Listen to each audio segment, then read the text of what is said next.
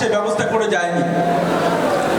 London থেকে আমার এক বন্ধু বললেন যে ওখানে সোহেল নামে এক ছেলে আছেন, তুমি তার হেল্প নাও, সোহেল তার পরিচিত। আমি বললাম সোহেলের বাড়ি কোথায়? তা বললো সোহেলের বাড়ি হচ্ছে নোয়াখালী। আমি যখন আসছিলাম আমি ভাবছিলাম যে এই গল্পটা দিয়ে আপনাদের সাথে শুরু করি, কারণ সোহেলের সাথে যখন আমার প্রথম পরিচয় হয় তখন আমি জাস্ট পরিচিত হলাম আমার এক বন্ধুর মাধ্যমে। মিস্টার সোহেল ওখানে কাজ করেন এবং একসাথে পড়াশোনা করেন। আমি জানতাম যে নোয়াখালীর মানুষ আপনারা আপনাদের নিজেদেরকে খুবই হেল্প করেন, প্রত্যেকটা মানুষ আপনারা একই সুতোয় গাঁথা। বিশেষ করে আপনারা আপনাদের শহর, আপনাদের গ্রাম, আপনাদের জেলা, বৃহত্তর জেলা, এই মানুষগুলো।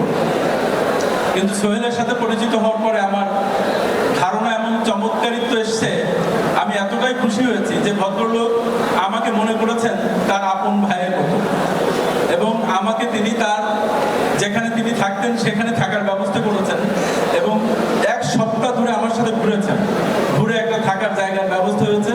তারপর উনি আমার থেকে বললেন যে এবার আমি আমার কাজে ভালোভাবে ফিরে যাই। উনি তার মধ্যে 7 দিনের মধ্যে 2 দিন ছুটি নিয়েছেন, যেটা আমার মনের মধ্যে গাঁথা।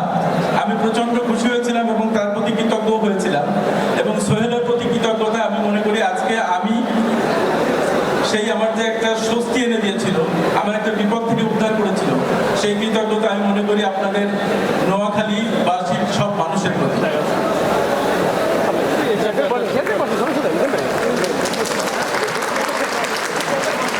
পুরান ঢাকা সম্পর্কে আমি জানি, আমি পুরান ঢাকাতে বেশ কয়েক বছর কাজ করেছি, কিন্তু পুরান ঢাকায় আপনারা বৃহত্তর নোয়াখালীর এত মানুষ যে আছেন যারা বিভিন্ন ধরনের সাকসেসফুল ব্যবসার সাথে সম্পৃক্ত, এটা জানতে পেরে আমি আরো আজকে আপ্লুত হচ্ছি, এবং আমি মনে করি এটা আমার একটা অনেক বড় সুযোগ যে আপনাদের সাথে আমার আজকে পরিচয় হচ্ছে।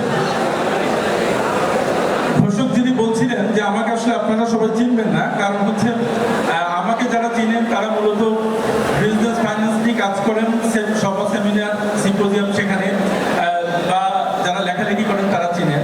কিন্তু হয়তো কেউ কেউ আমাকে চিনবেন কারণ আমি এখানে একটা ব্যাংকের ম্যানেজার ছিলাম প্রায় 5 বছর।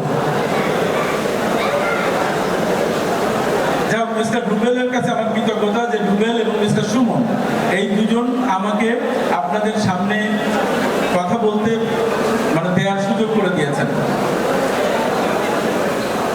রুবেল অনেক দিক নির্দেশনামূলক কথা অলরেডি বলেছেন, আর আমার সামনে যারা বসে আছেন তাদের কাছ থেকে আমরা দিক নির্দেশনা নিব। আমার ধৃষ্টতা নেই